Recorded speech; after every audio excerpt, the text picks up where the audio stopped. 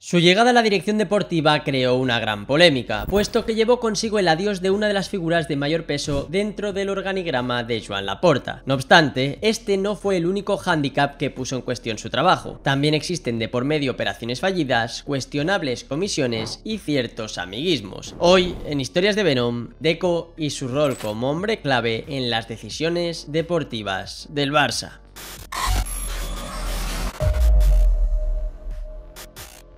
Si por algo se ha caracterizado esta segunda etapa de Joan Laporta al frente del Barcelona, ha sido, sin lugar a dudas, por la inestabilidad institucional. El dirigente culé ha ido viendo cómo de forma progresiva su organigrama y junta directiva ha sufrido modificaciones, unas veces por decisión propia y en la gran mayoría de ocasiones por dimisiones que a buen seguro a Laporta no le hicieron mucha gracia, principalmente algunas de ellas como la de Mateu Alemany. El ejecutivo balear dijo adiós al club catalán en el verano de 2023, coincidiendo con la llegada de Deco a la dirección deportiva. Este hecho generó una gran controversia y hoy, varios meses después de aquello, existe un sector de la afición azulgrana que todavía defiende que la salida de Mateu en detrimento del portugués fue un grave error. Pero, ¿tan mala ha sido la actuación de Deco en sus inicios como director deportivo del Barça? Esta es una cuestión que vamos a abordar enseguida. No obstante, antes me gustaría entrar de lleno en esa polémica entre Mateu y Deco. Es importante señalar que Mateu Alemany ya hizo un amago de irse del Barça en mayo de 2023, del cual reculó para, según él mismo, estar mucho tiempo en el club. La verdad, nadie puede negar que Mateu Alemany hizo una buena labor. Siempre con la calculadora en la mano, consiguió realizar auténticos malabares para que al Barça le cuadrasen las cuentas, pudiera fichar jugadores de cierto renombre, reducir algunos contratos potentes y terminar ganando nuevamente la liga. Él, junto a Jordi Cruyff, era el hombre potente de la dirección deportiva barcelonista. Pero esta situación cambió cuando empezó a sonar el nombre de Deco como futurible para unirse a ese grupo de trabajo. El exfutbolista del Barça y por aquel entonces representante deportivo siempre se ha caracterizado por su fuerte personalidad, y Mateu creía que sus responsabilidades se solaparían, por lo que una dupla con él sería prácticamente posible. Así que, tras tener la sensación de haber realizado los deberes, optó por acompañar un tiempo a Deco hasta que acabase el mercado de verano y después largarse, al igual que había hecho también Jordi Cruyff. De este modo, Deco se quedaba prácticamente al mando de la dirección deportiva del Barça, algo que ya es complicado de por sí y que se vuelve mucho más difícil aún por la grave situación económica que vivía el combinado del Camp Nou. Como te comentaba antes, todo esto se producía durante el verano del año 2023, el cual significó un antes y un después para un Deco, que viviría su primera experiencia como director deportivo, aunque ya había trabajado previamente de forma activa en algunos negocios del Barça. Sin ir más lejos, en el fichaje de Rafinha, futbolista al que él mismo representaba. Precisamente, esta operación terminaría causándole un problema que se destapó en marzo del año 2024, cuando Deco ya ejercía como director deportivo culé en solitario. El motivo, muy sencillo, el famoso conflicto de intereses. Como te podrás imaginar, un representante de futbolistas no debe ejercer también como director deportivo de un club, ya que cabe esperar que pueda intentar forzar una serie de operaciones que le beneficien a él económicamente. Por tanto, Deco tuvo que dejar su empleo como agente de jugadores cuando pasó a ser director deportivo del Barça. Y hasta ahí todo bien. El problema viene de cuando participó en la llegada de Rafinha al Barça en el verano del año 2022. Los culés pagaron al Leeds United 55 millones de euros fijos por el brasileño, a lo que habría que añadir otros pagos si se cumplían una serie de variables. En este sentido, Deco, que por aquel entonces ya se le atribuían rumores de ciertas relaciones con la directiva de Laporta, renunció a los 4 millones de comisión que le correspondían como agente de Rafinha debido a la maltrecha economía azulgrana. En cambio, no renunció al porcentaje estipulado de salario que el futbolista iba a percibir temporada tras temporada en su nuevo equipo y que se paga de forma semestral. Cuando se oficializó su nuevo cargo de director deportivo en el Barça, Deco comentó en una entrevista en la cadena SER que él vendió ese porcentaje de comisiones por el sueldo de Rafinha a un fondo inversor. De este modo, el Barça no le pagaba a él directamente mientras el jugador siguiese vistiendo de azulgrana, aunque Deco seguiría cobrando ese dinero por otras vías a la vez que recibía un sueldo como director deportivo del club. ¿Es esto ético? Júzgalo tú mismo, porque aquí cada uno tendrá su opinión. Pero sí es cierto que fue normal que cuando se supo esta circunstancia se generase cierto debate. También se generó una gran polémica cuando se supo que Deco había sido el principal responsable del fichaje de Vitor Roque. Tigriño, como así se le conoce al delantero brasileño, no era la pieza que Xavi buscaba para reforzar su idea de juego. El técnico egarense quería que los esfuerzos económicos se destinaran a un jugador del centro del campo, el cual pudiera llegar a ejercer la labor de pivote. Xavi creía que la posición de delantero centro estaba más que cubierta con Lewandowski, Ferran Torres, que podría adaptarse también a esa demarcación, y Marc Guiu, canterano al que quería darle cada vez más minutos. Pero finalmente, y según cuentan diferentes medios de comunicación, Deco forzó la máquina escena para que Laporta y el resto de la directiva acabase apostando por Víctor Roque y llevase a cabo un fichaje que entre precio fijo y variables podría llegar a rondar los 60 millones. Esta situación no hizo otra cosa que echar más leña al fuego, y es que pese a que desde el Barça no hacían más que poner paños calientes, se sabía de sobra que la relación entre Deco y Xavi no era la más idónea. Ambos habían compartido vestuario en sus respectivas carreras como jugadores, pero su vínculo como director deportivo y entrenador no era el ideal. Es más, en alguna que otra comparecencia pública, Deco lanzó algunos mensajes que, leídos entre líneas, no dejaban muy bien al que ya es exentrenador del Barça. Y por cierto, yo no quiero que este vídeo quede mal, así que dale like al vídeo y suscríbete al canal. En fin, Rafinha, Víctor Roque y Xavi Hernández aparte, a Deco también se le cuestiona el hecho de haber dejado escapar algún que otro fichaje de lo más interesante para el Barça. Por ejemplo, Arda Güler. Esta operación fue una de las primeras que lideró Deco como director deportivo oficioso del FC Barcelona y ocurrió a comienzos del mercado de verano de 2023. Por aquel entonces, los medios de comunicación aseguraban que Güler, la gran joya del fútbol turco, lo tenía prácticamente hecho con los culés. Es más, toda esa operación, como muchas otras que han ido ocurriendo en Can Barça durante los últimos tiempos, se conoció al detalle. La prensa tenía en todo momento constancia de lo que estaba ocurriendo. Incluso cazaron al propio Deco en pleno viaje a Estambul para cerrar el acuerdo. Pero parece ser que no se firmó ningún documento formal ni nada, y que todo quedó en un apretón de manos entre Deco, el Fenerbahce y el entorno del futbolista. Por lo que el Real Madrid acabó entrando en escena, mejoró la oferta económica y terminó llevándose al futbolista delante de las narices de Deco. Este revés fue mayúsculo, porque como te decía antes, fue la primera operación que el portugués dirigía prácticamente en solitario. Y hasta entonces no había hecho nada más que poner la rúbrica a otros fichajes encarrilados por Mateu Alemany, como Íñigo Martínez, Gundogan o Oriol Romeu. Finalmente, tras el fracaso de Arda Güler y previo al fichaje de Víctor Roque en diciembre de 2023, en ese mercado como director deportivo azulgrana, Deco únicamente cerró casi en solitario la llegada de los Joaos, Joao Félix y Joao Cancelo. Luego llegó el mercado invernal de 2024 y lo ocurrido con Arda Güler meses atrás volvía a repetirse, pero esta vez con Lucas Bergboll. Deco parecía estar enamorado del joven centrocampista sueco llamado a tener un futuro prometedor. De hecho, trabajó en su posible fichaje durante semanas, y cuando todo parecía indicar que Bergboll acabaría vistiendo de azulgrana, llegó el Tottenham a última hora y cerró su fichaje. Una vez más, Deco recibía calabazas y por si fuera poco, todo ese proceso era transmitido también en vivo por la prensa. Todas estas cosas no reforzaron positivamente la figura de Deco como director deportivo del Barça ante la opinión pública, sino más bien todo lo contrario. Es más, existe una teoría que defiende que Deco está ahí única y exclusivamente por ser amigo de Joan Laporta y Alejandro Echevarría, cuñado del presidente del Barça y con cierto peso dentro de la entidad. Quizás esa buena relación entre estas tres personas venga de la etapa de Deco como futbolista, en la cual hay ciertos detalles que merece la pena conocer y que te cuento en el vídeo que te dejo las tarjetas. Y por cierto, ahora que estamos hablando de todo este asunto, me surge una curiosidad. ¿Crees que Laporta hizo bien dejando ir a Mateu Alemany? ¿O crees que Deco es la persona correcta para dirigir este aspecto del Barça? Te leo en comentarios. Si te ha gustado el vídeo, no olvides suscribirte y darle like, y si te interesa seguir la actualidad del Barça, te invito a seguir también el canal del Spider Culé. Gracias por verme, recuerda que esto no es nada sin ustedes, y nos vemos en próximos vídeos aquí, en las historias de Venom.